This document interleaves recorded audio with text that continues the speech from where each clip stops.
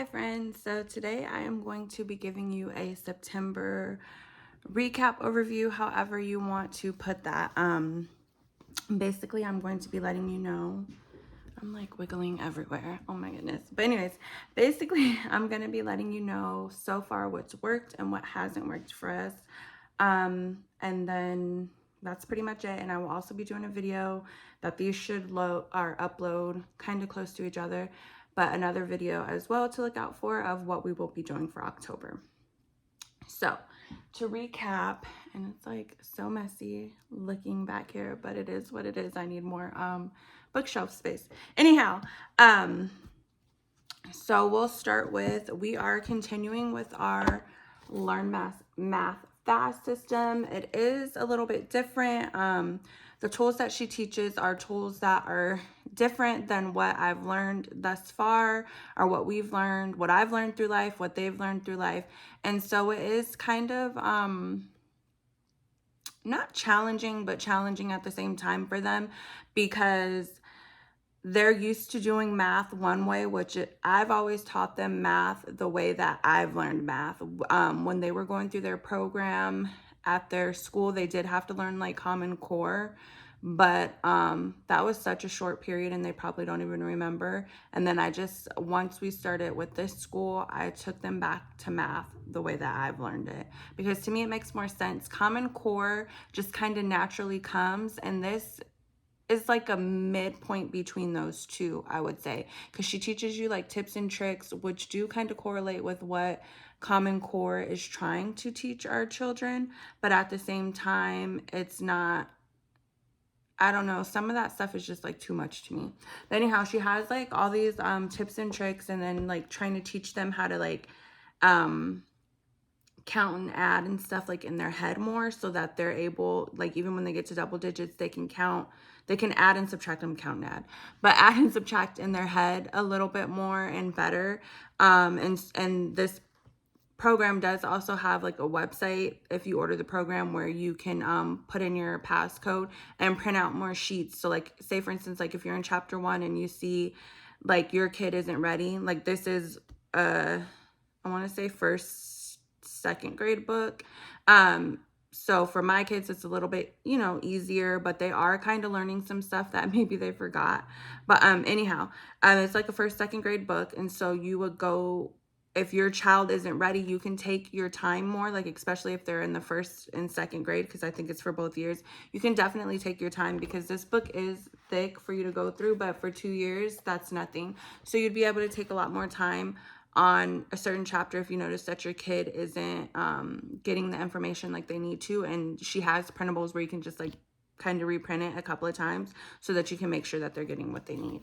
So we are still chugging along with this system. It's not horrible. Again, like I said, some of this stuff, either my kids, I didn't realize they didn't know, or they just forgot how to do it since we've moved on so far in math.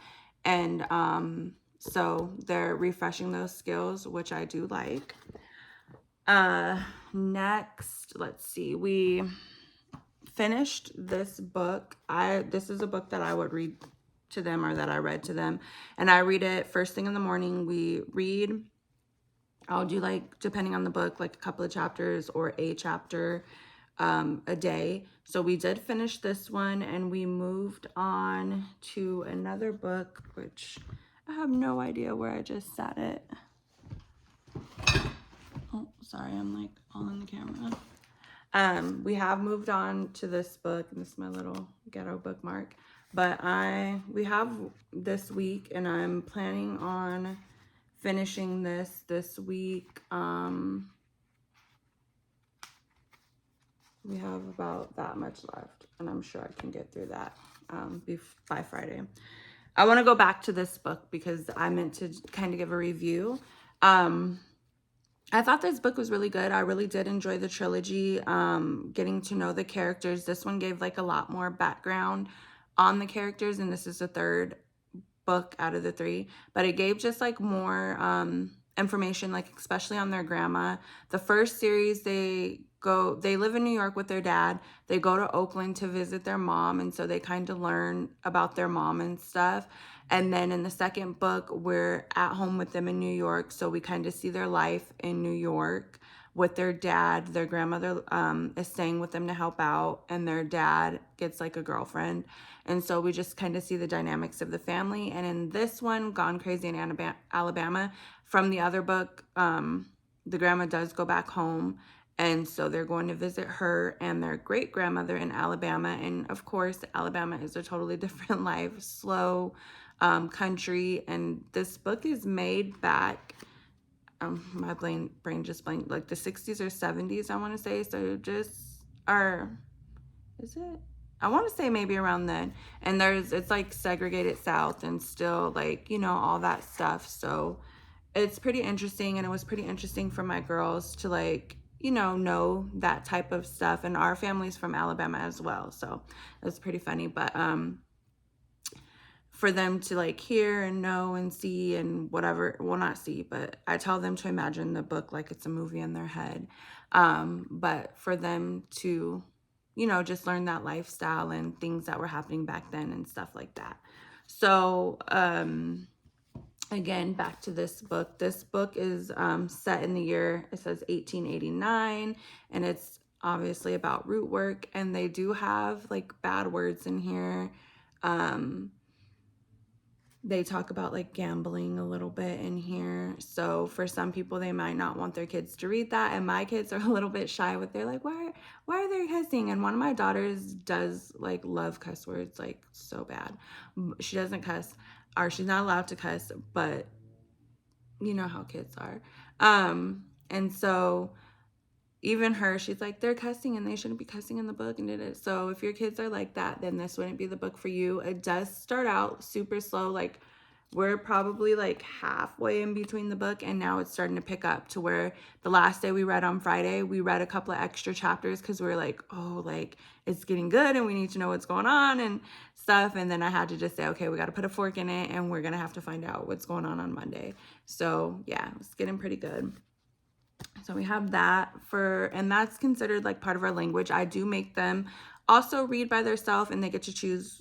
This year is our first year. Usually I'm doing this. Usually I pick books for them to read that I think they would enjoy, and they read the same book and, stay together like a chapter a day. This year I told them that they can pick their own book, whatever they're interested in and wanting to read, and go ahead and do that. And then we're also going through this book for language, the only grammar and style workbook you'll ever need. And I was recommended this book, and I'm not good at grammar, so I'm going to go ahead and say that. So maybe that's the biggest part, but I don't really enjoy this book, to be quite honest. And so I'm trying to scrap it. I'm thinking about switching it over with a different book, but for temporarily that we have right now. But I also went ahead and ordered some other grammar style books that I will share once I receive them. And I'm hoping that those will work out better. This is just kind of like a multiple choice type workbook, and then it does have the answers on the bottom. One of my daughters has realized that, and she's a pretty honest one. I don't think my other one has realized that, because she gets excited when she gets them all right and like stuff, but it just goes through, and I feel like they're just guessing and they're not really knowing what it is that they need to do. And then the adult book that they have to go with it, our teacher book or whatever, I was thinking it would go like page by page and explain like this is why and whatever type thing, but it's just like more reading like rules and stuff, and it's so boring and so dry, and we already do like a lot of reading, so I'm just like, I can't. I need something straightforward, straight to the point, and that's that. So we will be scrapping that. And I also have them do spelling. This is the first time that we've tried it. It's a grade 6 book. They are doing 7th grade work, but I just felt like it's kind of like our first time, because we were doing spelling UC, which is like a dictation and stuff, and they did pretty good with that for the time that we were doing it. They were learning how to spell the words and stuff, but then I noticed too, they would do okay while we were writing it in the paragraphs, that they gave, but then when they had to write their own paragraph, like by themselves, it wasn't really helping. So I'm trying to look for something that will help them, and this had like spelling and vocab built in it. It's not super heavy or anything like that, and I do really, really like this book. Basically on Monday, you get a spelling list, or you get your new spelling list, and then you write the words a couple of times, two times each. You write the words. You're supposed to write it here in this row by yourself, and then you're supposed to like cover it and write it here and try your best to spell. I just have them write it. And then Tuesday, Wednesday, Thursday, Friday.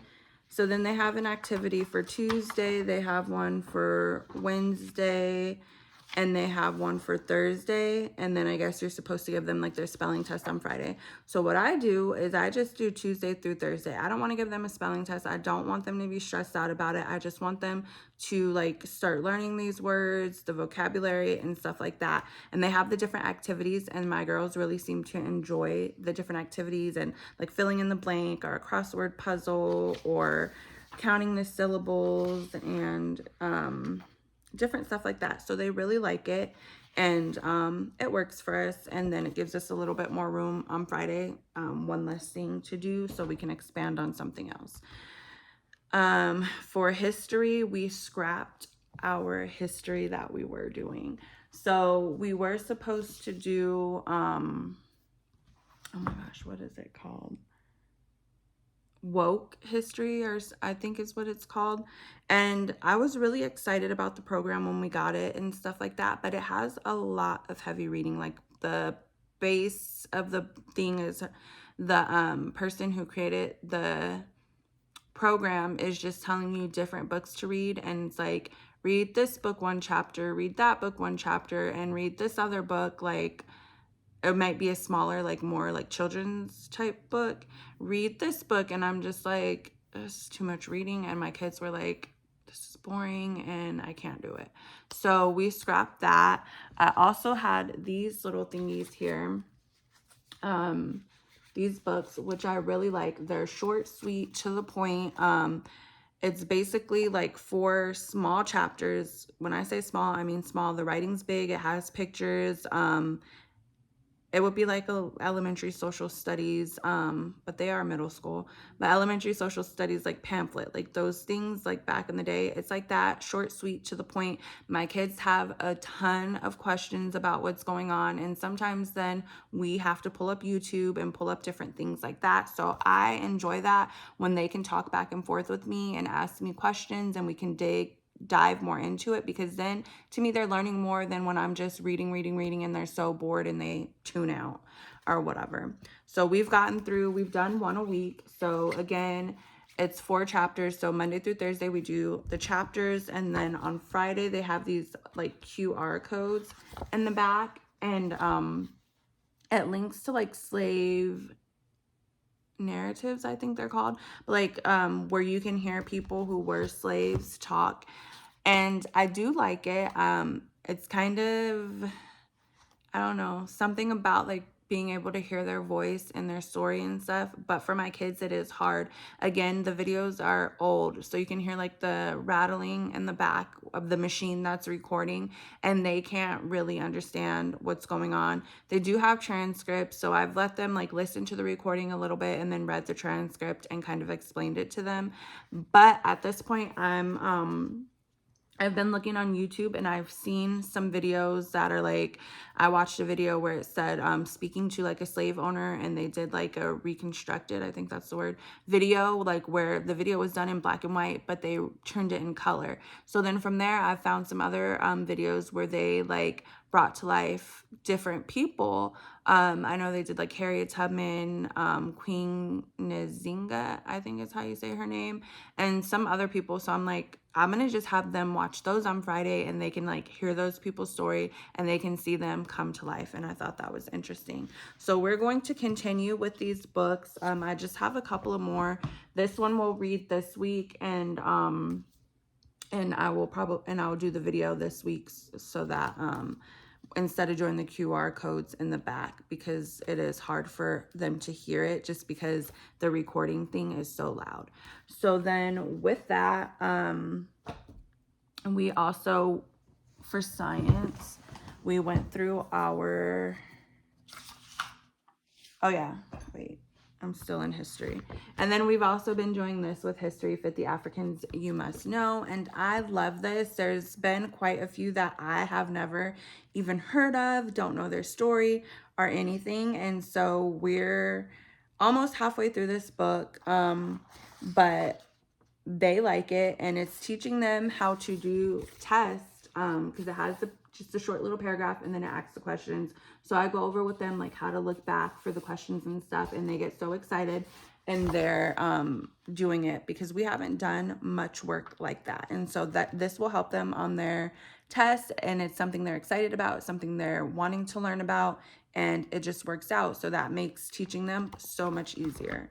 So then back to science, we did this book, which we're finishing it up this week, we'll be done. And then we did 2 other books. Sorry, I'm like reaching all over. But we did this book right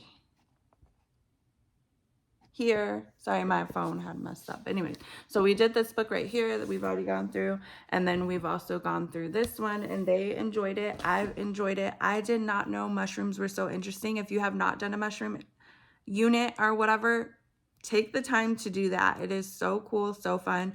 So then in addition to that, this week I also have like a little worksheet for them to do, a coloring page for them to do, and then we have the Back to the Roots mushroom kit, so that's growing downstairs. And then when all's said and done as well, I'm going to hopefully, we don't have anything local, I don't think, that has like super cool mushrooms, but we are going like out of town for the day Friday. So I am hoping to go ahead and be able to go to like to Sprouts, because we don't have a local Sprouts. But I am hoping to go ahead and go to Sprouts, and maybe like crossing my fingers that they have some interesting mushrooms and stuff there, and try to pick some up and just hope for the best. And so that they can try them and different things like that. Like we've been eating a lot of mushrooms this month as well, but it's just the same Baby Bell, I think Baby Bell mushrooms, and that's it. But we want to try some other stuff because there's so many mushrooms, so many things to try. And then we also have this book that we've been reading, Good Night for Rebel Girls or something like that. Good Night Stories, Rebel Girls. And we're pretty good into it. At first I was reading like 2 a day. Now I've started reading 4 so that we can get through it. And yeah, that's pretty much it. Oh, one more thing. This video is so long, sorry. We also have this book club book, which is just them. It's just a little easy pamphlet. I showed it writing down the books that we've read so far this year. And that's about it. Into the next video. Have a good one.